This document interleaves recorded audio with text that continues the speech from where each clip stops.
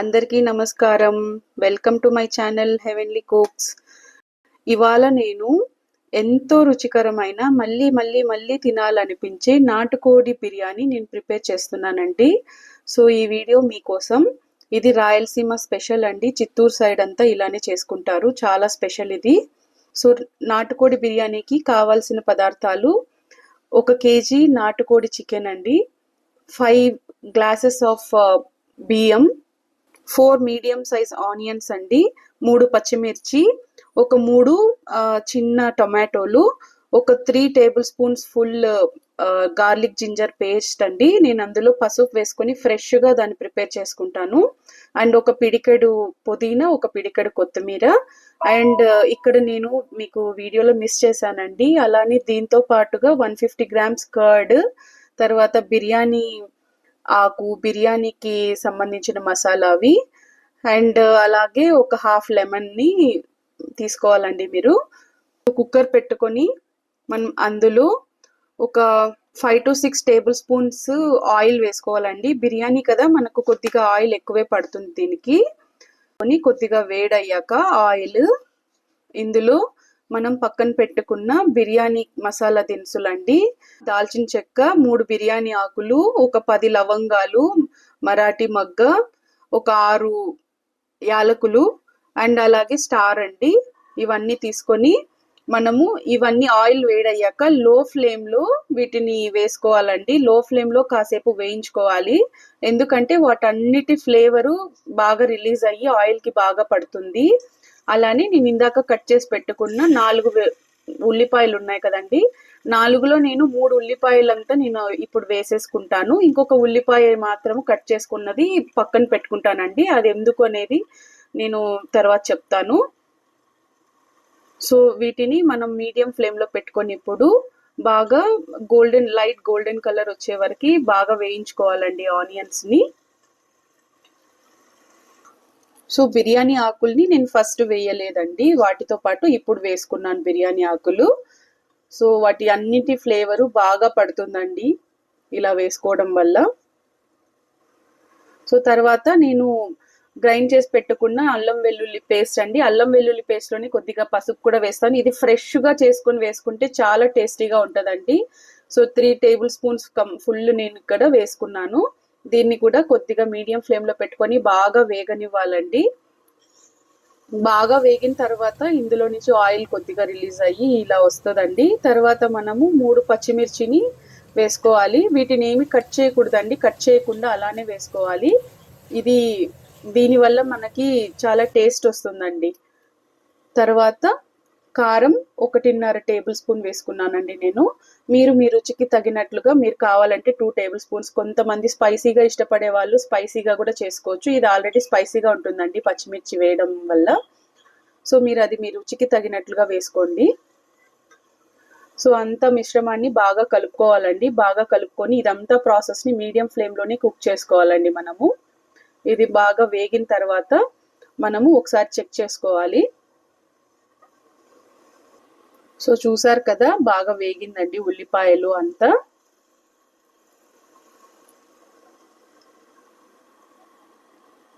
ఇప్పుడు అందులోకి మనము వాష్ చేసి పెట్టుకున్న చికెన్ని వేసుకోవాలండి. ఈ చికెన్ నేను ఉప్పు పసుపు వేసి బాగా 4-5 సార్లు బాగా కడిగి పెట్టుకున్నానండి.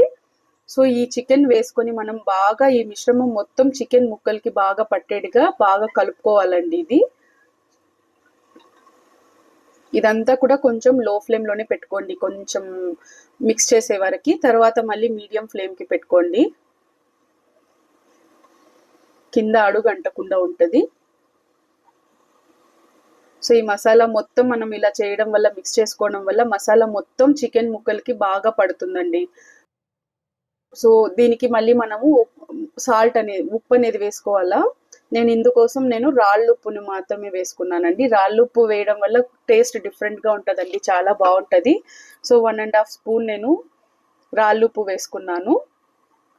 బాగా కలుపుకొని కాసేపు దీన్ని ఇలానే వేగనివ్వాలండి మీడియం ఫ్లేమ్లో. సో మనం ఇలా వేగనీయడం వల్ల మసాలా మొత్తం బాగా పట్టి ముక్కలో నుంచి కొద్దిగా వాటర్ రిలీజ్ అవుతుందండి.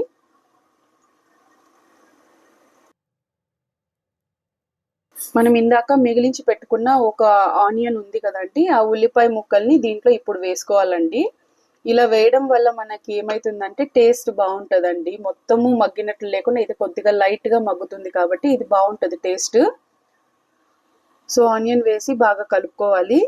అలానే దీంతో పాటుగా టొమాటో మీకు చూపించినట్లుగా 3 టొమాటోలు తీసుకున్నానండి నేను. 3 నేను దీన్ని సర్కిల్గా నేను కట్ చేసుకున్నాను. సర్కిల్గా కట్ చేసుకోవడం వల్ల ఏంటంటే ఒకేసారి మగ్గిపోకుండా అవి స్లోగా మెల్లగా మొత్తం మగ్గుతుంది కాబట్టి మీకు టొమాటో ఫ్లేవర్ కూడా ముక్కకి బాగా పడుతుంది.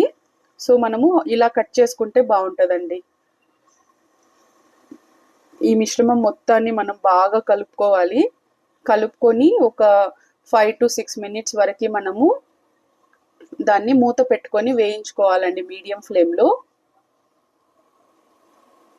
బాగా కలుపుకొని ఇది మగ్గిన తర్వాత దానిలో నుంచి కొద్దిగా వాటర్ మొత్తం రిలీజ్ అవుతుంది. చూసారు కదా, ఇలా వాటర్ రిలీజ్ అయిందండి. వాటర్ ఆయిల్ కొంచెం తేలుతుంది చూడండి.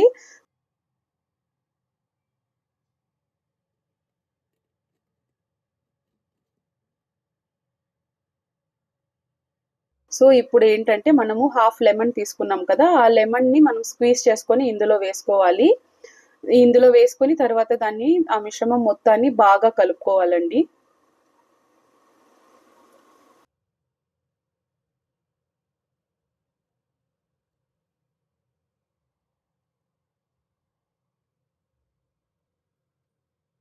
సో దాంతో పాటుగా మనం పక్కన పెట్టుకున్న 150 grams కర్డ్ అండి, ఇది కర్డ్ని కూడా వేసుకొని మొత్తాన్ని బాగా మనము మిక్స్ చేసుకోవాలి.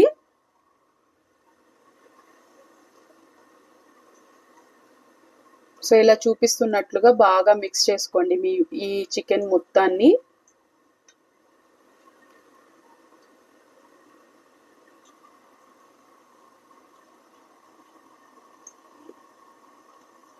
సో ఇలా ఉంటుందండి మొత్తం మిక్స్ చేసుకున్న తర్వాత.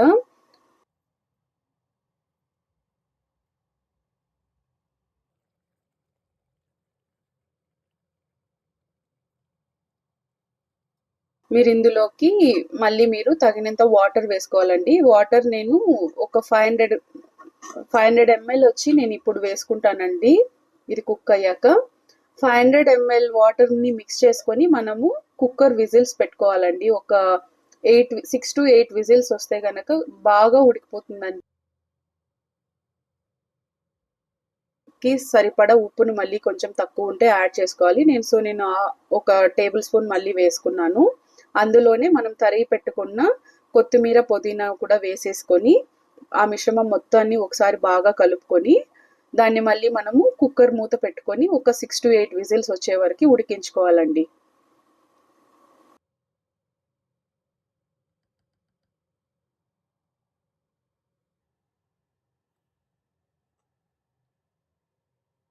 సో 6 to 8 అంటే నేను ఇప్పుడు 7 విజిల్స్ పెట్టుకున్నాను. సో ఇప్పుడు కుక్కర్ మూత తీసి చూపిస్తున్నానండి మీకు చూపిస్తున్నట్లుగా.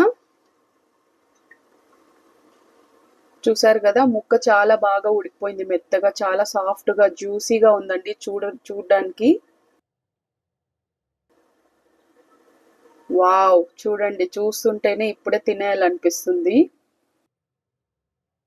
బాండీ తీసుకున్నాము. బాండీలో మనము లో ఫ్లేమ్లో కుక్ చేసుకుంటాం కదా మనము బిర్యానీకి. సో దానికోసం అని నేను ఈ బాండీ తీసుకున్నానండి. అందులో మనము ఉడికించి పెట్టుకున్న ఆ నాటుకోడిది మొత్తం మిశ్రమాన్ని వేసుకొని అందులో మనము ముందుగానే హాఫ్ అన్ అవర్ నానబెట్టుకున్న రైస్ అండి. రైస్ వచ్చి నేను చెప్పినట్లుగా 5 cups తీసుకున్నాను. దాంట్లో ఈ మొత్తం మిశ్రమాన్ని వేసి రైస్ని కలుపుకొని బాగా మిక్స్ చేసుకోవాలండి. మిక్స్ చేసుకొని మనం మళ్ళీ దీనికోసం రైస్ ఉడకడానికి మనము ఇంకొక 600 ml ఆఫ్ వాటర్ని యాడ్ చేసుకోవాలండి. ఫస్ట్ మీకు దాంట్లో చెప్పింది 500 ml అండి, మీరు బాగా గుర్తుపెట్టుకోండి. ఇక్కడ మాత్రం 600 ml వేసుకుంటాము. 600 ml వేసుకొని వాటర్ మొత్తము ఒకసారి మనము సాల్ట్ సరిపోయిందా, ఉప్పు సరిపోతుందా లేదా అనేది చెక్ చేసుకొని తర్వాత తక్కువ ఉంటే కనుక మీరు వేసుకోవచ్చండి. అండ్ ఇంకా మీరు కొంచెం స్పైసీగా కావాలనుకునే వాళ్ళు ఇక్కడ కూడా మీరు చెక్ చేసుకోవచ్చండి. స్పైసీనెస్ ఒకవేళ తక్కువ ఉంటే కొద్దిగా కారపొడి వేసుకోవచ్చు దీంట్లో. అంతేనండి, ఇవన్నీ వేసుకొని మనము మూత పెట్టుకోవాలి. మూత పెట్టుకొని మనము కాసేపు దీన్ని మీడియం ఫ్లేమ్లో పెట్టుకోవాలండి.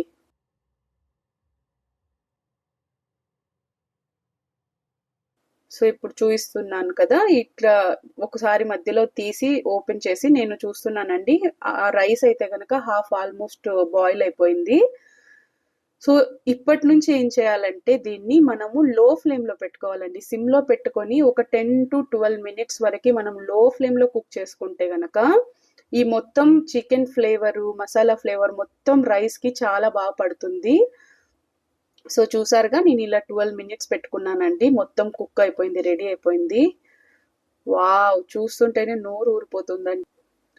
సో చూసారు కదా, ఎంతో టేస్టీగా యమ్మీగా ఉంది చూడడానికి. అండ్ ముక్క అయితే గనక చాలా చాలా బాగుందండి. చూడడానికి చాలా జ్యూసీగా కూడా ఉందండి. అంతేనండి, ఎంతో రుచిగా ఉండే మళ్ళీ మళ్ళీ మళ్ళీ తినాలనిపించే స్పెషల్ నాటుకోడి బిర్యానీ అయితే రెడీ అయిపోయింది. నా వీడియో నచ్చినట్లయితే మీకు లైక్ చేయండి and me friends and family మెంబర్స్కి షేర్ చేయండి అండ్ నా ఛానల్ని సబ్స్క్రైబ్ చేసుకోండి. మీ సపోర్ట్ నాకు చాలా చాలా విలువైనది. అండ్ ఇలాంటి వీడియోస్ మరెన్నో మీకోసం నేను మళ్ళీ రోజు తీసుకొస్తుంటానండి. సో మీ ఛానల్ సబ్స్క్రైబ్ చేసుకోవడం వల్ల నా ఏ వీడియోని మీరు మిస్ అవ్వకుండా మీరు రోజు చూడొచ్చు. Thanks for watching my channel. Thanks a lot.